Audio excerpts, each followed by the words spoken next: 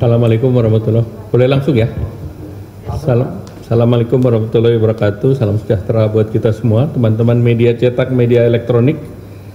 Kami hormati Pak Menteri Pariwisata.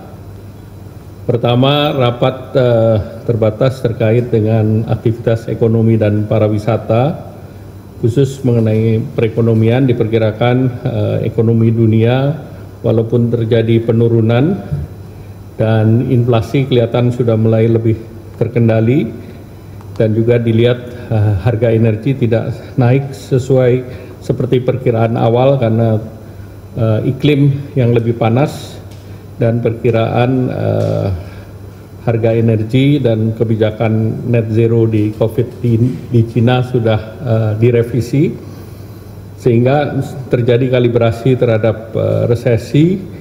Dan walaupun permintaan luar negeri menurun dan pertumbuhan diperkirakan perdagangan hanya 1,6% daripada tahun lalu yang 4%, namun pemerintah mendorong beberapa langkah dalam negeri, yaitu untuk belanja dalam negeri didorong, konsumsi dan investasi juga terus didorong, dan beberapa sektor ya diharapkan bisa terus dipacu. Sektor industri, sektor pariwisata nanti disampaikan oleh Pak Menteri Parekraf. Dan kita lihat sinyal positifnya ada. Kita lihat sinyal positif dari PMI, jadi Purchase Manager Index yang diterbitkan oleh BI, angka di bulan Januari 53,3. Kemudian untuk production level di angka 56,2. Kemudian angka order from customer di angka 55.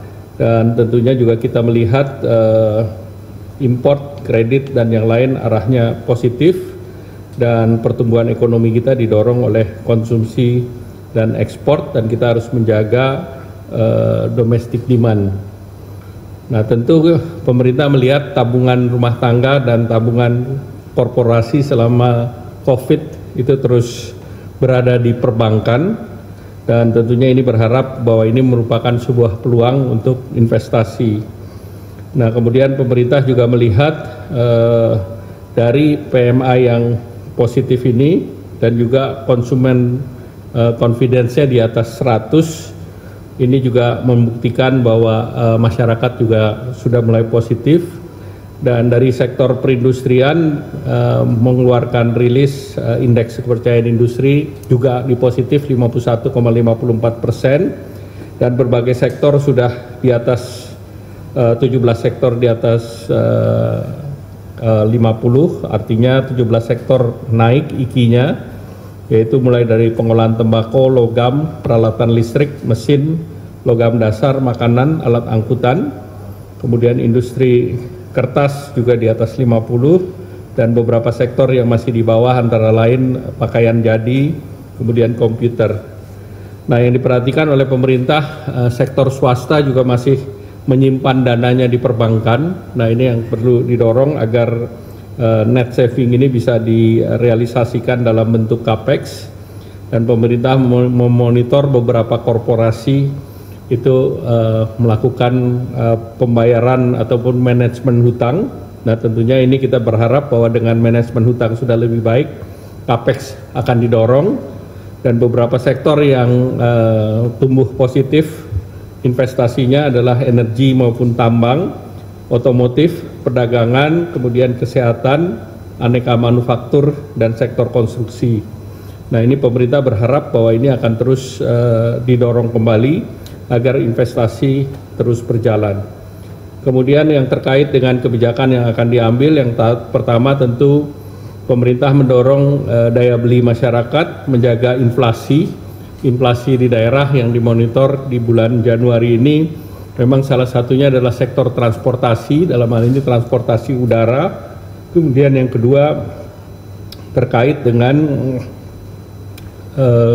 beberapa komoditas yang diperhatikan, termasuk harga beras yang seperti di bulan Desember kemarin, sehingga pemerintah akan terus memonitor situasi ketersediaan stok dan harga beras. Kemudian juga pemerintah mendorong pelaksanaan dari kawasan ekonomi khusus, terutama pariwisata, dan pemerintah juga menilai beberapa hal yang bisa memperbaiki investasi di sektor pariwisata yang untuk didorong.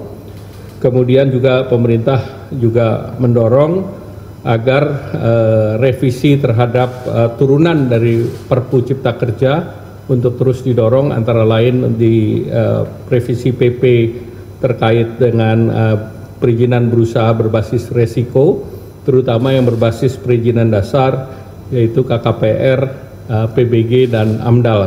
Nah, pemerintah akan terus melakukan hal-hal debottlenecking daripada perizinan agar investasi masih bisa berjalan dengan baik. Dan pemerintah juga komitmen investasi PSN yang sejumlah 30 proyek di tahun 2023, ini estimasi nilainya 360 triliun. Nah, ini diharapkan seluruhnya bisa direalisasi di tahun 2023. Pertama, harga minyak kita kan masih di bawah harga subsidi. Jadi tentu akan dimonitor keberlangsungan daripada penurunan harga minyak. Kemudian tentu Indonesia menerapkan B35, tentu akan menurunkan juga demand terhadap kebutuhan solar. Sehingga tentu kita akan monitor, tapi yang jelas jumlah subsidi nanti akan dalam tanda petik akan berkurang. Namun ini terus kita akan monitor.